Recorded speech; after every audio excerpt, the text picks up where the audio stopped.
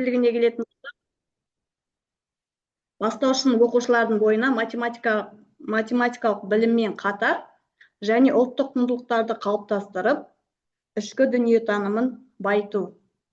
Бұл әдістемелік ұсынымыз біздің Қазақстан Республикасының оқу-ағарту министрлігінің 2022 жылғы 3 тамыздағы номер 342 бұйрығымен бекітілген білім беру стандартына сай құрылған болатын. Яғни бұл әдістемелік ұсынымыздағы барлық тапсырмалар оқу бағдарламасындағы мақсаттарға сай дайындалған. Енді барлығымыз үшін осы математика пәні бұл тек қана сандар, формулалар, есептер деп ойлаймыз. Бірақ енді шын мәніне келетін болсақ, математика пәні өте тереңірек. Математика мәдениет, тарих және ұлттық құндылықтармен тығыз байланысты ғылым. Бүгінде біз білім беру жүйесінде ұлттық құндылықтарды сақтап, оқушылардың санасына сіңіру қажеттілігі туралы көп айтамыз. Бірақ соны қалай жүзеге асыруға болады деген сұрақ. Яғни біз математика сабағына құндылыққа негізделген тапсырмаларды оқу мақсаттарына сай дайындап қолдандық. Осының нәтижесінде, яғни ұлттық құндылық пен математикалық білімді үйлестіру оқушылардың тек қана ақыл ойларын ғана дамытып қоймай, олардың рухани, мәдени тұрғыдан дамып жетілуіне де өте маңызы зор екен. Математика сабағында ұлттық құндылықтарды қолдану оқушыларға тек математикалық білім ғана емес, сонымен қатар ол қазақ халқымыздың дәстүрі, мәдениеті, тарихы туралы да көп мағлұмат береді екен. Яғни осы тапсырмалар арқылы біз оқушылардың туған жеріне деген мақтаныш сезімін, олардың ұлттық құндылықтарға құрметін арттыруда, яғни математика рөлі өте ерекше екен. Осы ерекшеліктерді байқай отырып, біз міне осы әдістемелік ұсынымызды дайындадық. Бұның бізге берер пайдасы өте көп болды. Келесі тапсырмаларға енді әріптесім тоқталып кетеді.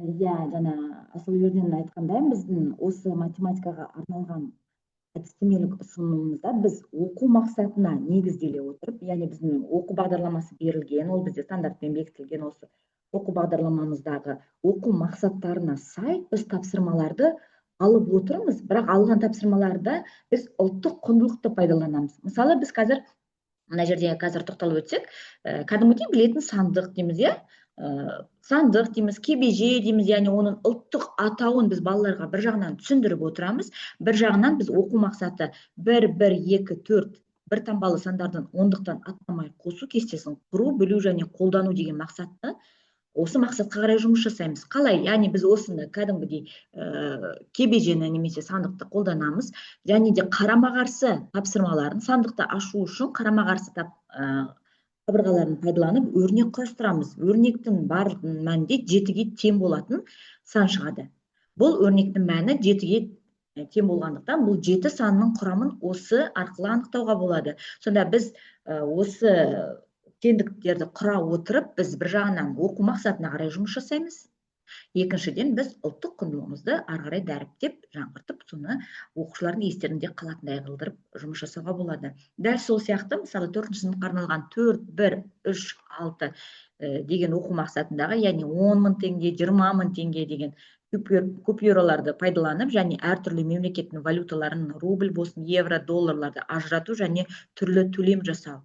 Яғни біз осы оқу мақсатына жұмыс жасау үшін біз кәдесыйлар дүкенін деп алып, міне мына жерде суретте көрсетілгендей, әртүрлі, мысалы, мына жерде қобыз болуы мүмкін, домбыра болуы мүмкін, домбыраны сатып алу үшін біз оған, мысалы, валютаны әртүрлі валюта түрінде беруге болады. Сонда оқушылар бір жағынан валюталарды ажыратып, валюталармен жұмыс жасайды, бір жағынан сатып алған кәдесыйлардың барлығын біз ұлттық атауымен айтуға болады.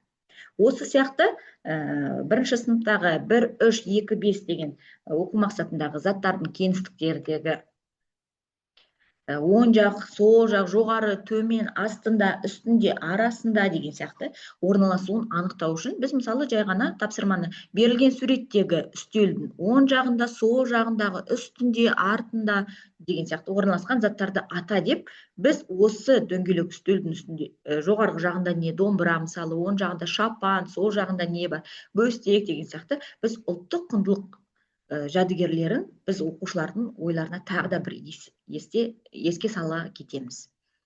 Тағы да мысал түрінде оқу мақсатының 3-3-1-1 бұл жерде симметриялы және симметриялы емес жазық фигураларды айыра білу және олардың қоршаған ортадағы заттармен сәйкестендіру үшін біз өзіміздің ұлттық оюларымызды қолдандық. Мысалы, бұл жерде оюлардың аттарын да атауға болады. Құс қанаты оюын, мысалы, қошқар мүйіз оюын. Бұл жердегі сол оюлардың жартысын беріп, симметриялы екендігін, екінші жартысын қосу арқылы симметриялы екендігін көрсетуге болады.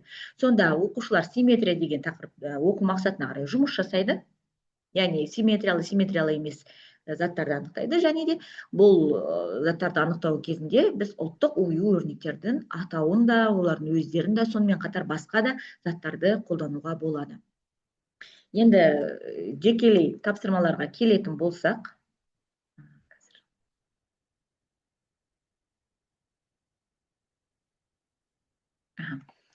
мына жерде тағы да бұл өзіміздің жаңағы өзін жұмыс жасауға байланысты 2-4-2-2 деген оқу мақсатында сандық есептерді әртүрлі сандардан тұратын бас қатырғыштардың орындарын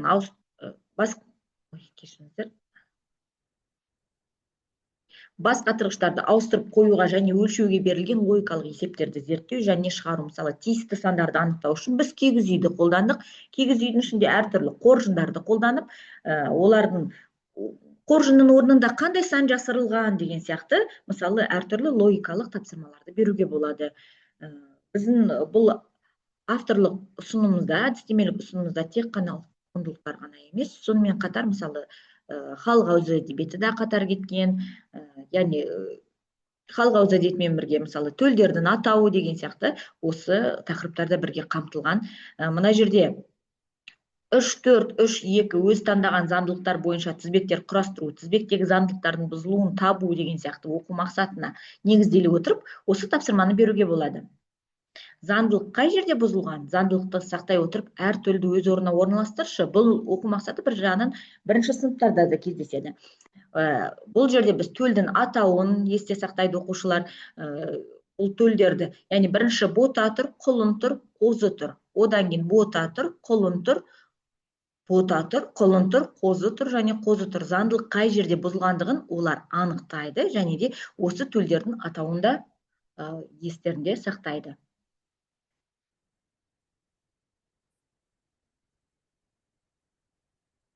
Ары қарай.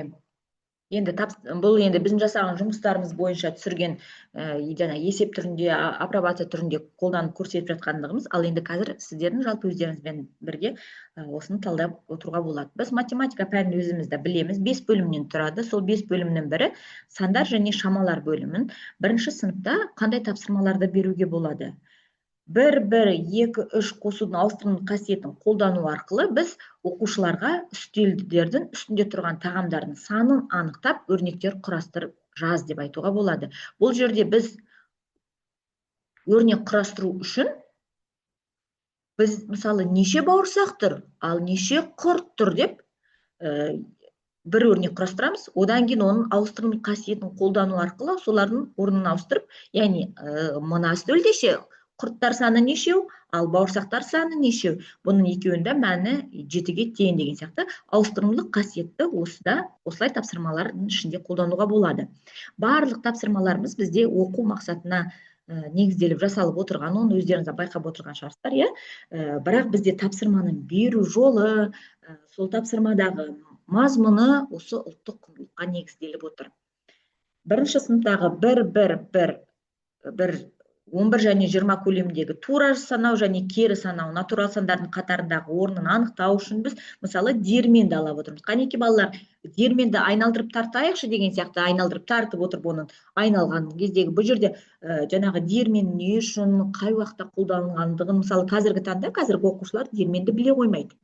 Жалпы ұнның да, нанның да қалай біздің дастарханымызға келгендігін біле қоймайды ғой. Соны бұрынғы кезден бастап қалай қолданыста болғандығын соны айта отырып, біз және де ендеше біз қанеки диірменнің жолын осылай салуға болады деп, сандардың қатарын қоюға болады.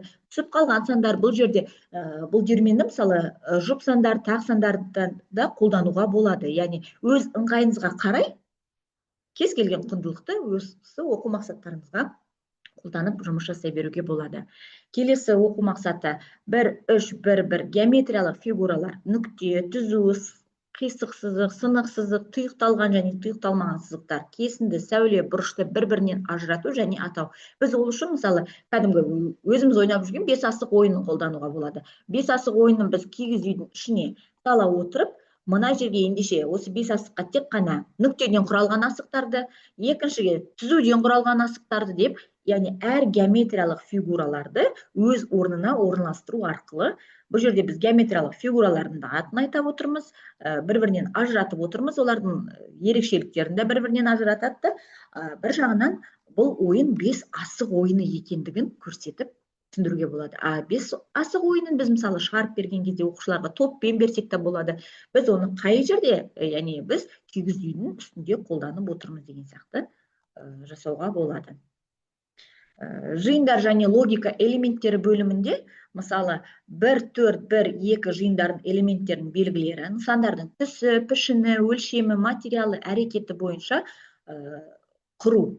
Жиындар тақырыбын мына жерден, мына суреттердің ішінен қандай жиындар құруға болады. Яғни ұлттық музыкалық аспаптар жиындары және де ұлттық киімдер жиынын құруға болатындығын оқушылармен анықтауға болады. Енді осының ішінде ұлттық музыкалық аспаптар қайсысы, ұлттық киімдер жиыны қайсы деп жеке алуға болады. Бұл тапсырмалар, бұл нақты тапсырмалар емес. Оны әр мұғалім өзінің ыңғайына қарай өзгертіп жасай береді. Бұл жерде мысалы ұлттық ойындарды да қосуға болады. Мысалы ұлттық бұл жерде кигіз үй жабдықтарын да қосуға болады деген сияқты қолдана отырып жұмыс жасай алады. Келесі 1-4-2-2-дегі бірдей цифрлар мен фигуралардан тұратын басқа тұрғыштар, ребустар шешу, сәйкестік пен ақиқаттығын анықтауға берілген қарапайым логикалық есептерді шығару. Бұл жерде сиқырлы ұяшық. Енді мына сиқырлы ұяшықтың өзінде бос орындарды толықтыру үшін қандай заттар жетіспейді? Бұл жерде де мысалы ат әбзелдерін айтуға болады. Қандай әбзелдер? Бұл жерде қамшы бар, таға бар, жаңағы ер-тоқым бар деп ұлттық құндылық атауларын атауға болады. Математикалық модельдеу бөлімінде 1-5-2-5 қолда бар материалдарды пайдаланып, кестелер, пиктограммалар мен диаграммаларды құрастыру деген оқу мақсатына жұмыс жасау үшін біз мысалы Сезім, Аруна, Үнжу, Айым көркем еңбек сабағында ойып үйренді. Суреттерге қарап пиктограмма құрастыр дейік. Бірінші сыныптағы өтетін диаграмма, пиктограмма тақырыптары. Енді бұл жерде қандай оюлар қолданылды, және де олар кім қайсын құрастырды. Яғни мысалы қошқар мүйіз оюын кімдер құрастырды, түйе табан оюын деп бұл жерде оюдың аттарын жеке-жеке айтып тағы да еске салуға болады. Осы сияқты тапсырмалардың ішінде мысалы 1-5-2-3 көршілес сандарды, сандық аралықты, сандар қатарын көрсету үшін сан сәулесін қолдану. Мына жерде біз санамақты алып отырмыз. Санамақты оқы, санамақтағы сандарды пайдаланып, сандық сәуледегі сандардың қатарын ата, сандардың көршілерін анықта дейік. Мысалы, бұл жерде 1 дегенім білім. Бұл домбыраның шектеріне жеке-жеке осылай мойнының пернелерінде жеке-жеке жазып шығуға болады.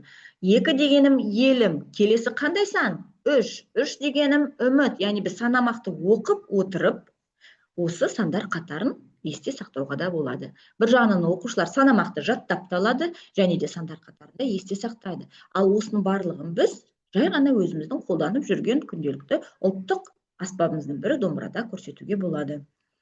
2-2-1-1 теңдіктер мен теңсіздіктерді ажырату, құрастыру және оқу деген оқу мақсатында жұмыс жасау үшін біз мысалы әжемнің түскиіз ойыны деп берілген түскиіздерге қарап отырып, ондағы теңдіктер мен теңсіздіктерді оқы және құрастыр деп алуға болады. Мына жерде біз теңсіздіктердің өзін беріп отырмыз. Қайсы теңдік, қайсы теңсіздік екендігін бір жағынан ажыратады, бір жағынан соларды бір оқып, жазып, өздері де осындай сияқты теңсіздіктер құрастыра алады.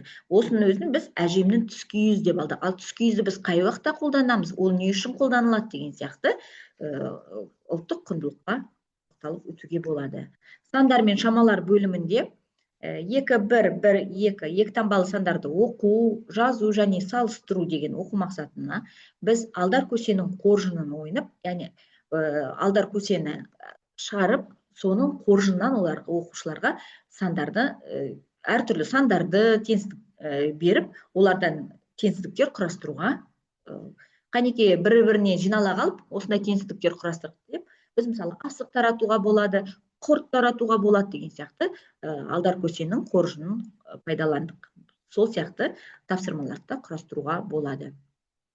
Осындай тапсырмалар жинағы әрине көп, ол әр мұғалімнің өзінің шеберлігіне байланысты, өзінің жаңағы қолданып жатқан мақсатына байланысты, және де беріп жатқан тапсырмадағы ұлттық құндылықты қаншалықты қайсымен жұмыс жасағысы келеді, соған байланысты әртүрлі қылдырып түрлендіріп ала беруге болады. Геометрия элементтері бөлімінде 2, 3, 1, 1 тіктөртбұрышты, шаршыны, үшбұрышты деген осы мәнді белгілер бойынша ажырату. Мысалы, мына берілген суреттердегі, бұл жерде біз мысалы кілемді қолдануымыз мүмкін, алаша, түскиіз деген сияқты заттарды қолдана отырып, қандай фигуралар бар екендігін анықтауыңдар деп. Мысалы, оқушылардың өздеріне берсек, бұл бір жағынан зерттеушілік жұмыс болып саналады. Олар өздері ізденіп, бір-бірін осы геометриялық фигуралардың ерекшеліктерін мәнді белгілері арқылы ажырата алып, осы тапсырманы орындайды. Бұл жерде біз мысалы 4 бұрышты көріп тұрмыз, шаршыны, 3 бұрышты көріп тұрмыз деп. Ол қай жерде жасырылған, ойын атауында атап кетсе де болады. Жаңағы беріп отырған жастық болсын, түскиіз болсын, жалпы алаша болсын, осы сияқты заттарды да айтуға болады. 2, 4, 2, 2 сандық есептерді әртүрлі сандардан тұратын басқа тырғыштарды ауыстырып қоюға және өлшеуге берілген логикалық есептерді зерттеу және шығару. Мына жерде мысалы торсыққа 3 ожауды қосқан кезде 600 теңге шығады. Егерде біз оған 2 тостаған қоссақ, онда 500 теңге шығады. Ал астау мен 3 ожауды қосса, қанша шығатынын қалай анықтауға болады деп, мысалы осындай басқа тырғыштарды беруге болады. Олар бір жағынан басқа тырғыштармен шешеді, екінші жағынан ол ұлттық құндылық жәдігерлерін, яғни ұлттық аспап ыдыстарды атының есте сақтап қалады. 2, 5, 2, 1 екі таңбалы сандардың графикалық моделін құру, разрядтық кестені қолдану деген оқу мақсатына жұмыс жасау үшін біз мысалы 2 таңбалы сандардың графикалық модельдеріне қара, әр модельге сәйкес келетін 2 таңбалы сандарды жаз. Оларды разрядтық қосылғыштардың қосындысы түрінде жаз деп. Бізде мысалы мына жерде асықтар, көк түсті асық, жасыл түсті асықты енді қолдандық. Жалпы оюмен де берсек болады. Мынау бізде ондық болса, екіншісі ол бізде бірліктер қатары деп, олардан мысалы қандай сандар қандай разрядта берілгендігін анықтауға болады. 75 санымыз ол 70 және 5 деген сияқты әр разрядке жеке тоқталып өтуге болады. Енді жалпы біздің бұл әдістемелік ұсынымыз математика пәніне, бастауыш сыныптағы математика пәнінде қолданыс алып отыр. Бұл оқу мақсаттарына негізделген және де ұлттық құндылығымызды дәріптеуге, ұлттық құндылығымызды жаңғыртып, ары қарай осыны оқушының бойында қалыптастыруға негізделіп, осы өзекті мәселеміз болып отыр. Өзектілігіміз жалпы бұл ұлттық құндылықты тек қана математика сабағында қана емес, сонымен қатар мысалы әр сабағымыздың, кез келген сабағымыздың, ол тек қана математика емес, ол мысалы ана тілі болсын, қазақ тілі болсын, әдебиеттік оқу деген сияқты кез келген өзіміздің пәнімізге сай оны әр жерде қолдануға болады. Оны ұйымдастыру кезеңінде де мысалы шаңырақ болып, шаңырақ деген өлеңді оқып отырып, ол жерде де шаңырақ деген атау ол қандай мағына береді деп, мысалы соның өлеңін оқып оқушылармен ұйымдастыруға болады. Үй тапсырмасын тексеру кезінде де беруге болады. Жаңа сабаққа кіріспе түрінде де әртүрлі әдістер, мысалы құрақ көрпе, бұрын біз пазл деп қолданушы едік қой, пазл дейміз, тағы да қанекей құрастырып, мысалы бір суреттерді жинақта деп, кәдімгі құрақ көрпе түрінде де беруге болады. Тапсырманың жеке-жеке әр бөлігін жинап, осы жерге қанекей құрақ көрпе құрастырайықшы деп, әр бөлікті сөйтіп пазл түрінде жинақтауға да болады. Яғни оның бірақ атауын біз басқаша ұлттық құндылыққа негізделе отырмыз. Сергіту сәтінде де, мына жерде суреттерде көрсетілгендей, сергіту сәтінде мысалы ат жарысы ойынын қанекей барлығымыз бәйге ойын ойнайық деп, балаларға мысалы тез-тез музыканы қойып, немесе қазір енді көп жерде қолданылып жатыр ғой, соған тоқталып өткеніміз, әр түрлі мұғалімнің шеберлігіне қарай әртүрлі қолдануға болады. Яғни басынан бастап, сабақтың басынан бастап, соңына дейін біз ұлттық құндылықты қолдануды мысалы ұсыныс сондай ұсыныс береміз. Себебі енді Құрметті ұстаздар, енді демалыс болса да уақыттарыңызды бөліп міне қатысып жатсыздар біздің авторлық жұмысымызды қорғауға. Көп рахмет сіздерге. Сұрақтарыңыз болса қоюға болады, және де пікір қалдырғандарыңызды сұраймыз. Жалпы қорытындыға келе біз қазақта өз ұлтын сыйламаған өзгені де сыйламайды деген сөз бар. Білім тек сандар мен формулалардан ғана емес, ол мәдениет, дәстүр, ұлттық сана. Ұлттық құндылықтарды математика сабағында қолдану оқушылардың рухани дамуына, ұлттық мәдениетті түсінуіне, болашақта өз еліне қызмет ететін азамат болып қалыптасуына мүмкіндік береді. Біздің міндетіміз ұстаз ретінде осы құндылықтарды сақтау және болашақ ұрпаққа жеткізу. Егер әрбір мұғалім ұлттық мұраны өз пәнінде тиімді қолдана білсе, онда білім жүйемізде біздің жаңа деңгейге көтеріледі. Математика себебі тек білім ғана емес, тек ғылым ғана емес, бұл ұлттық тәрбиенің бір бөлігі болып саналады деп ойлаймыз. Осы мақсатта біз осындай әдістемелік ұсыным жазып шығып, және оны сіздермен өзіміздің тәжірибемізбен бөлісіп жатырмыз. Жалпы сұрақтарыңыз болса, немесе ұсыныстарыңыз болса, бір кері байланыс беріп өтсеңіздер.